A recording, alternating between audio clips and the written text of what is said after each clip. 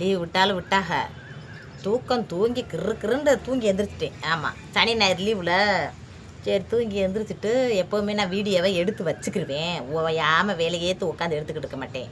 நம்மளுக்கு வேலை வெட்டி இருக்குது, நம்ம கடை ஓட போகிறதுனால கடை ஓடுறதுக்கு எந்த நேரத்துக்கு எப்படி ஓடுவோம் தெரியாது. அப்புறம் ஒரு நல்லன்னா பெரியனா வந்துடுது, யாராவது ஒரு விசேஷம் வச்சிடறாங்க, அதில் ஒரு எங்கேயாவது போக வேண்டியது வர வேண்டியது வந்துடுது, பகல் நேரத்தில் ஓடிடுறோம். அப்புறம் என்றைக்காவது ஒரு நேரத்தையும் லீவு கிடைக்கிற அன்றைக்கி தூங்கி எழுந்திரிக்கிறோம். அதனால் எடுத்து வச்சுக்கிருவேன். அப்படித்தான் எடுத்து இருக்கும்ட்டு நானும் தேடி தேடி பார்க்குறேன். ஒத்த வீடியோ கடை காணாம், எல்லாத்தையும் போட்டுட்டேன்.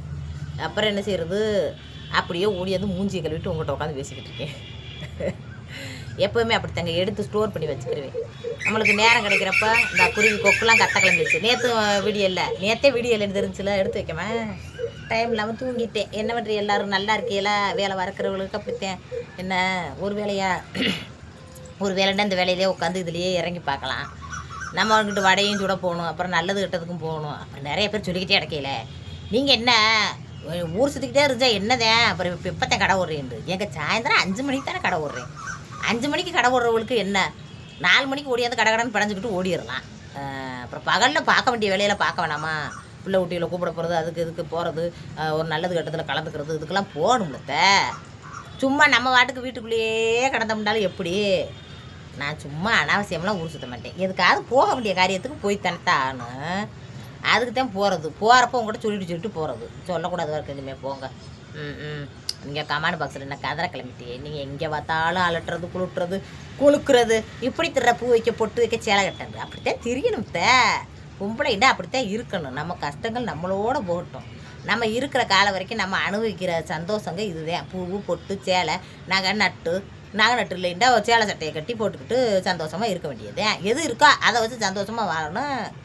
அதுக்குண்டு நம்மளுக்கு கஷ்டம் வச்சுன்னு காலம் பூரா முட்டிக்கிட்டே கிடக்க முடியுமா? அப்படி கிடக்கக்கூடாதுல்ல. நான் அப்படித்தான் நினைப்பேன். என்ன பொம்பளையாக பிறந்தோம், பூ பொட்டு சேலை கெட்ட மினுக்க குளுக்க ஆட்டை குளுக்க குமுற இப்படி தானே வாழ்கிறதுக்கு தானே இதெல்லாம் இது ஒன்றும். அப்படின்ட்டுதேன் இங்கேயாவது போகையில் போயிட்டு வரட்டா சேலை நல்லா இருக்காடா அப்படின்னு கேட்குறது.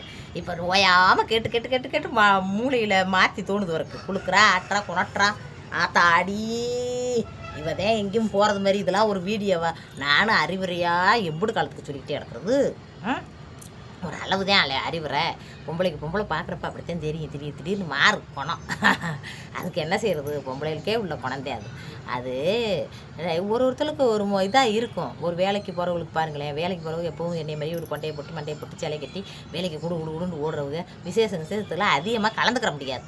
விசேஷத்துக்கு போக முடியாமல் புருஷனே அனுப்பிவிட்டு இருப்பாங்க. அப்போ நம்ம போகிறத பார்த்துட்டு அந்த முடியுமா வத்தியா இப்படி சேலை விட்டு சட்டை வெட்டி சேலை விட்டு என்னென்னலாம் கொண்டாட்டி போய்கிட்டு இருக்குதா, நம்மளும் போகணும்தா இந்த மாதிரி விசேஷங்களுக்கு அப்படின்னு சொல்லி போகிறதுக்கு தோணும். அப்படித்தான் ஒன்றுமே எனக்கு தெரியாது. இதில் என்ன தெரியுது? நம்மளுக்கு ஒன்றும் தெரியாது, ஒரு இதுவும் தெரியாது. என்னத்தையோ மயம் சொல்லி கொடுப்போம், அதில் போட்டுக்கிட்டு இந்த சேனல்களில் பார்த்து கற்றுக்கிட்டு அப்படியே போட்டுக்கிட்டு போய்கிட்டு இருக்கு. அப்படி இருக்குதா. அதனால் பார்த்துக்கோங்க, மினிட்ன்றதை விட ஒரு பொண்ணாக பிறந்தது ஒரு நார்மலான லைஃப்பில் இருக்கிறவங்க பூ வைக்க பொட்டு வைக்க அது நம்மளுக்கு ஒரு சந்தோஷத்தை தருது. அதுக்கு தான் உங்களுக்கு வீடியோவை போடுறது. உடனே மினுக்கிறான்னு இருக்கக்கூடாது. அண்ணே அப்படிலாம் சொல்லாதீங்க. அப்படிலாம் சொன்னேன் எப்படி? கையலுக்கு வளகாப்பு வைக்கணும். எங்கள் அத்தை உடனே ஆர்டர் கொடுத்துருமா சாப்பாடு, இல்லாட்டா வாங்கிடுவோமாண்டாங்க. ஆர்டர் கொடுத்தா ஒரு அளவு சாப்பாடு தான் கொடுப்பாங்க. என்ன நம்ம தான் குடும்பம் குட்டிமிட்டு நிறைய பேர் இருக்கோம்ல, நம்ம வீட்டு சைடே ரொம்ப பேர் வருவாங்க. அப்போ ஆக்கிடுவான். என்ன விறகு எல்லாம் கிடக்கு. கிராமம் மாதிரி ஊராக போச்சு. முழு டவுனு கிடையாது. நல்ல வீட்டுக்கு முன்னே மாமியார் வீட்டுக்கு முன்னே இடம் கிடக்கு. விறகுலாம் வெட்டி விறகு கிடக்கு. அரிசி முடி தூக்கிட்டு வந்தால் அம்மாவோட கிண்டம் இந்த ஆளும் பெருமா. அதில் சந்தோஷமாகவும் இருக்கும். நீங்கள் நிறைய பேர் சொல்கிறீங்களே வடக்கடை வச்சுருக்கீங்க, நீங்கள் என்ன பாஸ்போர்ட் வாங்கி, நீங்கள் என்ன வாங்கி திம்போம். அதிகமாக கடையிலேயே புலங்குறவங்க 80 பேர் பார்த்துருப்பா. அப்படித்தான் வாங்கி கொடுத்தீங்க கூடாதுன்றே. வாங்கி தீங்க அதுக்குன்னு முடியுமா வாங்கி தீங்க பார்க்கலாம். நான் தான் வாங்கி காட்டுறேன். இல்லை பரோட்டா வாங்கிட்டு வந்தவங்க, இட்லி வாங்கிட்டு வந்தவங்க, பாஸ்போர்ட் வாங்கி சிக்கன் ரைஸ் வாங்கிட்டு வந்தவங்க அப்படின்னு தான் எனக்கு காட்டுறேன்னா அப்போ நான் திங்காமல் இருக்கணாக்கும். திங்கத்தான் செய்யணும். ஒரு அவசர ஆத்திரத்துக்கு திடீர்னு கேட்குதுன்ட்டு இப்போ ஒரு மத்தியான நேரத்தில் கேட்டால் நம்ம போய் எங்கிட்டு போகிறது? சாயந்தர நேரத்தில் 4 மணி 3 மணிக்கெலாம் கடையே இருக்காது. அப்போ போய் கேட்டால் என்ன செய்கிறது? எனக்கு இப்போத்தையும் எனக்கு வேணும்னு கேட்குற பிள்ளைகளுக்கு இப்படி செஞ்சு கொடுங்க தேன்ட்டேன். உடனே கமாண்டில் கதற கிளம்பிட்டேன். நீனு வடை வைக்கிற சாக்கிரதையாக இருந்து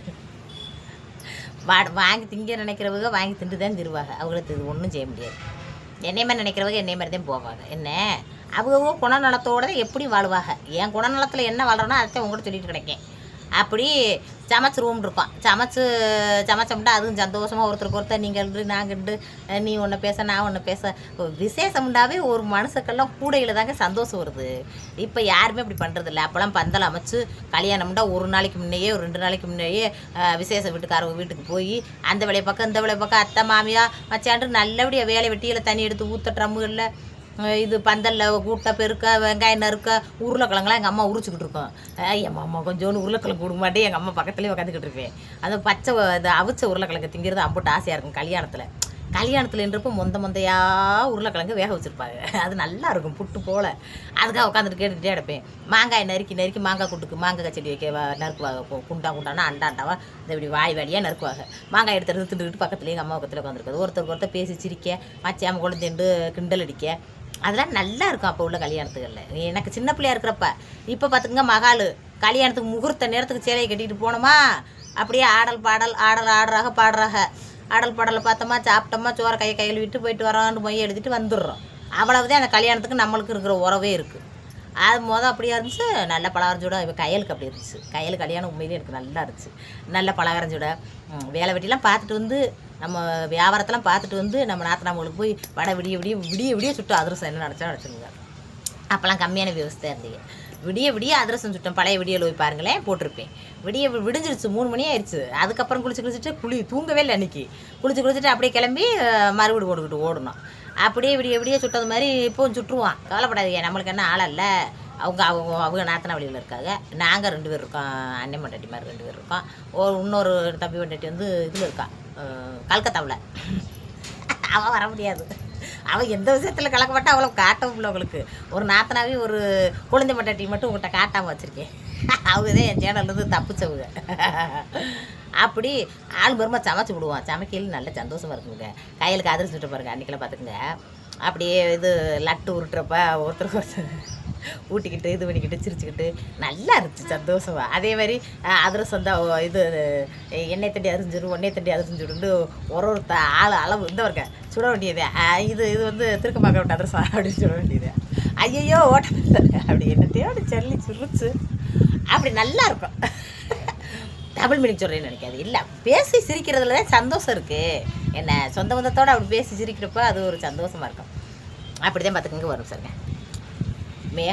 மேகம் இருட்ட ஆரம்பிச்சிருச்சு. இருட்டி போச்சு. நான் வீடியோ எடுக்காமல் வச்சுவிட்டு எனக்கு தெரியாமல் போச்சுல. அப்படி தான் பாருங்க. அப்படி சந்தோஷமாக சிரிச்சு ஒருத்தருக்கு ஏன் இது இந்த அரிசி சுடு அப்படின்றது. அதில் 2 ஓட்டம் வச்சு ஐயோடு சிரிக்கிறது. அப்படி சிரிச்சுக்கிட்டு நல்லா உருண்டுக்கிட்டு சந்தோஷமாக விளையாட போக அப்படின்னு நல்லா அதிர்ச்சி சுட்டோம். இன்னும் வந்து கையிலுக்கு வளைகாப்புக்கு சமைக்கிறதுக்கும் அதே மாதிரி குசாலமாக சமைக்க வேண்டியதே. சமைச்சு சந்தோஷமாக இருக்க வேண்டியதே. வாழ்க்கையில் என்ன உறவுகளோட சந்தோஷமாக அவங்களோட இருக்கிறத வந்து பெரிய நல்ல ஒரு விஷயம் பார்த்துக்குங்க. எனக்கு தெரிஞ்சதை நான் உங்கள்கிட்ட பேசுகிறேங்க. நல்லதா கெட்டதான்றது கடவுளுக்கு தான் தெரியும். என்னோடய மனசு எப்படி நான் என்னோடய எண்ணங்கள் எப்படின்ட்டு ஒரு சின்ன வீடியோவில் பார்த்து நீங்கள் கணிச்சு சொல்ல முடியாது. என்னோடய எண்ணமும் என்னுடைய செயல்பாடும் எப்படி இருக்குது அதுக்கேற்றாப்புல கடவுள் தான் எனக்கு வழிபடுவார். என்ன மனுஷங்க வந்து சில பேர் நல்ல ஒருத்தவங்களுக்கு சில பேருக்கு பிடிக்கும், சில பேருக்கு பிடிக்காது. சில பேருக்கு வேறு மாதிரி நினைக்க தோணும். ரொம்ப ஆடம்பரமாக ரொம்ப ஆட்டிக்கிறது கொணட்டிக்கிறது அப்படின்னு சொல்லி தோணும். சில பேர் நல்ல வாழ்க்கையை வந்து சந்தோஷமாக வாழுது. முனியமாக வந்து குறைச்ச வருமானத்தில் கூட அது குடும்பத்தோடு சந்தோஷமாக வாழுதுன்னு சொல்லுவோம். சில பேருக்கு வந்து என்ன ரொம்ப மினுக்குறா ரொம்ப கொணட்டுறா அப்படின்னு தோணும். அப்படி பல பேருக்கு பல விதமாக தோணுங்க. ஒவ்வொருத்தருக்கும் ஒவ்வொரு விதமாக தோணும். உங்களுடைய மனசில் தோன்ற எண்ணங்களை பதிவு பண்ணுறது ஒன்றும் தப்பு கிடையாது. அதுதான் சோசியல் மீடியா. ஏன்னா மீடியாக்குள்ளே வந்துட்டால் உங்களுடைய எண்ணம் என்னவோ அதை நீங்கள் பதிவு பண்ணுங்கள். என்னோடய எண்ணத்துக்கும் என்னோடய செயல்பாடுக்கும் கடவுள் தான் வந்து வழிவிடும். என்ன நான் சொல்கிறது, அப்படி கடவுளை தான் நம்பி இருக்கமுங்க. காற்றடிக்குது. அப்பப்போ ஸ்டாண்டு ஆண்டு இப்படியே மல்லார பார்க்குது. ஏற்கனவே ஒரு தடவை மல்லாந்துருச்சு. மல்லாந்து 2ஆக ஓடிருச்சு ஃபோனில். இன்னும் ஓயாமையும் ஃபோனு கேட்க முடியாது. என்ன அப்படி போய்கிட்டு இருக்கு. ஒவ்வொருத்தருக்கும் ஒவ்வொரு சூழ்நிலையிலே இருப்பீங்க. அவங்க சூழ்நிலையை பொறுத்து வாழுங்க நல்லபடியாக. ஒன்றா பிறந்தவோ பூவு பொட்டு நகை நட்டு இல்லாட்டாலும் பூவு பொட்டு சேலை இதெல்லாம் கெட்டி சந்தோஷமாக வாழ்க்கையை நல்லபடியாக வாழணுத்தே. அதுக்கு தானே வாழ்கிறோம். சும்மா எனி டைமும் வேலைக்கு போகிறேன் கஞ்சி தூக்கி கட்டிக்கிட்டு பழைய சிலையை கட்டிக்கிட்டே இருக்க முடியாது. என்ன அப்படித்தான் நானும் எங்கேயாவது ஊர் தேசத்துக்கு போனத்தேன் அதுக்குன்னு வேலையேற்று வீடியோவுக்காக நான் அந்த ஊருக்கு போகிறேங்க அப்படின்னு சொல்லிட்டு போக கிடையாது. அன்றைக்கெலாம் பிறந்த நான் வீட்டுக்கு போனோம். அவங்க நல்ல ஒரு புடவை எடுத்து கொடுத்தா, அதை காட்டுறோம்னு நினச்சா காட்டலை. ஷார்ட்ஸ் வீடியோவில் காட்டுறேன். எடுத்து கொடுத்தாங்க. இப்படி ஒரு சந்தோஷம் தான். அப்போ போகிறவங்கன்னு உங்கள்கிட்ட சொல்லிட்டு போகிறது இல்லையா, உடனே ஆட்டராக கொடுக்குறான்றது. என்னத்தான் வேலை முடிஞ்சா? அப்படியா? ரேஷன் கடையில் சாமியம் போடுறாங்களா? கூட்டமாக அவ்வளோ இருந்துச்சா? அப்படித்தான் என் மயனை போடா போய் வாங்கிட்டு வாடாண்டா போக மாட்டேன்ட்டானே. இன்னும் தேர்தல் வந்து அப்புறம் தேர்தல் முடிஞ்சதுக்கப்புறம் தான் போடுவாங்க. ஐயோ என் மயனை போச்சுன்னு போக மாட்டேன்ட்டேன். எல்லாரும் எங்கள் ஏரியாவில் வேலைக்கு போயிடுவாங்க. சாயந்தரமாதே நட ஓட்டு வருவாங்க. அது வரைக்கும் நான் மட்டும்தான் கிடப்பேன். நாளைக்கு ஞாயிற்றுக்கிழமை கடை இருக்குமா? இன்னைக்கு கூட்டம் இல்லாமல் இருந்திருக்கலாம். நான் பெத்த மயனை போயிட்டு வாப்புண்டே போக மாட்டேன்ட்டாரு. அப்படி இருக்குங்க. நல்லபடியாக நீங்களும் சந்தோஷமாக வாழுங்கத்தே. ஏதோ கூட குறைய குறைச்சி பேசினாலும் அது பார்க்குறதுக்கு மேனா மணிக்குன்னு நினைக்காதே. நான் என்ன பண்ணுவோம், பொம்பளைண்டா ஆசை இருக்காதா பூ விட்டு வைக்க? ஏன் அப்படி கமாண்ட் பண்ணுறிய? ஏன் அப்படி சொல்கிறீங்க? மினிக்கிக்கிட்டு குடிக்கிக்கிட்டு ரொம்ப ஆடுறேன், ரொம்ப அலப்பறை பண்ணுறேன்ட்டு. சரி லைக்கு போடுங்க. நான் போய் இன்னும் இருட்டிருச்சு. சூரிய பகவான் உள்ளே போயிட்டார். இன்னும் இருக்க ஒரிஜினல் கண்ணக்காரை முகம் தெரிய ஆரம்பிச்சிடும். அதனால் இது பண்ணுங்க. எனக்கும் கஷ்டம்லாம் இருக்குங்க. அது ரொம்ப ரொம்ப நேரம் அழுதுகிட்டே இருக்க மாட்டேன். ரொம்ப அழுதுகிட்டே மன சோர்வாகவே இருக்க மாட்டேன். இன்றைக்கி இது நடந்துச்சா, சரி அதுதான் நடக்கணும்ன்ற நம்ம விதியில் எழுதப்பட்டிருக்கு, நடந்துருச்சு போய் தொலை அவ்வளோதான் அப்படின்ட்டு ஓடிடுவேன். கொஞ்சம் நேரம் மனசை இது பண்ணிவிட்டு அதுக்கப்புறம் குடுகுடுன்னு வேலைகள் அதிகம் பார்த்தாவே மனசில் மண்டையில் வந்து அழுத்தம் அதிகரிக்காது. சும்மா இருந்தால் தான் ரொம்ப அழுத்தம் அதிகரிக்கும். ஐயோ அது இப்படி ஆயிடுச்சு, இது இப்படி ஆயிடுச்சு, இது இப்படி நடந்துச்சு, அது அப்படி நடந்துச்சுன்னு பல வாக்கில் யோசிக்கணும். வேலை நினச்சி வச்சுக்கோங்க, நம்ம வேலையிலேயே நம்ம கவனம் பூரா ஓடிடும். இப்போ பாருங்கள், இப்போ இவ்வளோ நேரம் படுத்து தூங்கி எழுந்திரிச்சிட்டோன்னா இன்னும் போனை அப்படியே அமர்த்தி வச்சு விட்டு இன்னும் பாத்திரத்தெல்லாம் அள்ளி போட்டு வீடு வேலைக்கு பாத்திரத்தெல்லாம் கூட்டி கழுவிட்டு அப்படியே சோறு சோறுலாம் சமைச்சு எடுத்துகிட்டு அப்படியே ஓடிடும். அப்புறம் சீமாப்பா வந்துடுவார், அம்மா வந்துடும். 50 பேரும் கிளி ஊரம் பறந்த கிளி ஊரம் கூட்டுக்கு வந்து சேர்ந்துடும். அப்படியே எல்லா கிளியும் சேர்ந்து அப்படியே வாசலில் உட்காந்து சோறை சாப்பிட்டு கொஞ்சம் நேரம் உரையாடி பேசிட்டு அப்படியே தூங்க வேண்டியதேன். அப்புறம் காலையில் எழுந்திரிக்க வேண்டியதேன். இப்படியே ஓடிக்கிட்டு இருக்க முடியுமா கதை? உங்கள் கதையும் நல்லபடியாக சந்தோஷமாக வாழுங்க. பார்த்துப்பட்டு மினுக்குது குளுக்குதுண்டு கிடக்காம இங்கிட்டு வர அத்தை பற்ற வேலை விட்டு வரும். வேலைக்கு போட ஊரை பற்ற விட்டு அவங்க பூண்டுக்கு வந்து சேர்றாங்க. அப்படி ஒரு வெயில் அடிக்குது. வெயிலில் ஆத்தாடி தாங்க முடியலை. இந்த உட்காந்து பேசிக்கிட்டு இருக்கேன் பாருங்க. இந்த ஸ்லாப்பு வந்து கொதிக்குதுந்தா. இந்த இதை மூடிய பேசுகிறாங்கப்பா. இந்த இது வந்து கொதிக்குது. அவ்வளோ ஒரு ஹிட்டு. தண்ணி என்னது பூரா ஊற்றி அடிச்சு விடணும். என்னத்தா கிராமத்து தண்ணி வரவே இல்லை 2 நாளாக வரல. இதை நம்பிலாம் போர் போடாமல் இருந்தால் என்ன ஆயிருக்கு நிலமை? 2 நாளாக கிராமத்து தண்ணி போட்டு விடலை. என்னன்னு தெரியல. வெயில் காலத்தில் தாங்க தண்ணி தேவைப்படுது. தேவைப்படுறப்ப போட்டு விடுறதில்ல. மழை காலத்தை தட அடித்து ஓடும். சரி விடுங்க, அங்கேயும் தண்ணி இருந்தால் தானே போட்டு விடுவாங்க. அப்படியே போர் தண்ணி கொஞ்சம் உப்பாக இருக்குங்க. இதுன்னா கொஞ்சம் நல்லா இருக்குது. வாயை கொப்பளிச்சோம்னா கடல் தண்ணியில் கொப்பளிச்ச மாதிரியே இருக்கும். உங்களுக்கு எப்படி தான் இருக்கு? உப்பா அவ்வளோ ஒரு அப்படித்தான் சொன்னாங்க. அப்போ சாயப்பட்டுறதுச்சாம்ல. ஆத்தாடி மஞ்சளாத்தே இருக்கும். சோறுமே உப்பு தண்ணிலாக்கும் மஞ்சளாத்தே வரும்.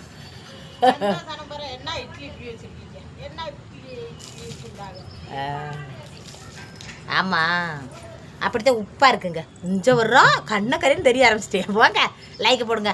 சரி நான் போய் இன்னும் வேலை வெட்டியில் பார்க்குறேன். எல்லோரும் வேலை விட்டு வந்து வேலையில் பார்க்குறாங்க. நம்மளும் நான் அடுப்பை குட்டி அப்படியே சமைக்க ஆரம்பிக்கிறேன். இன்னும் அடுப்பில் தாங்க சமைச்சிட்டு கிடைக்கேன். கேஸில் சமைக்கவே இல்லை. பார்த்துங்க, கேஸு காலியாச்சுன்னு என்றைக்கு சொன்னாங்களோ அன்னையிலேருந்து சமைக்கலை. ஆமாம், அவர் சொன்னது ரைட்டு தான். எந்த கடை கேஸுக்கு திடீர்னு காலியாக போச்சு. வீட்டு கேஸ் இருக்கக்கூட தூக்கிட்டு குடுன்னு ஓடி போய் கடை போட்டோம். என்ன இப்போ கேட்டிருக்கோம் கொண்டு வரன்றக்காக. திங்கக்கிழமை இல்லை கிடச்சாத்தையும் கடை போட முடியும், இல்லாட்ட போட முடியாது. விலைவாசி கூட இருக்கும். 5000 ரூபாய் விற்கிது கேஸு, கடை கேஸு. சரி லைக்கு போடுங்க. எப்படியும் நம்ம பொழப்ப நடத்துவோம். கடவுள் வழிபடுவார். என்ன மனுஷங்களை நினச்சி மனசில் கிடக்க முடியாது. நல்லபடியாக இருக்கா. நல்லபடியாக லைக் போடுங்க. லைக் போட்டுட்டு ஹைப்பா முக்குங்க. ஆமாம்.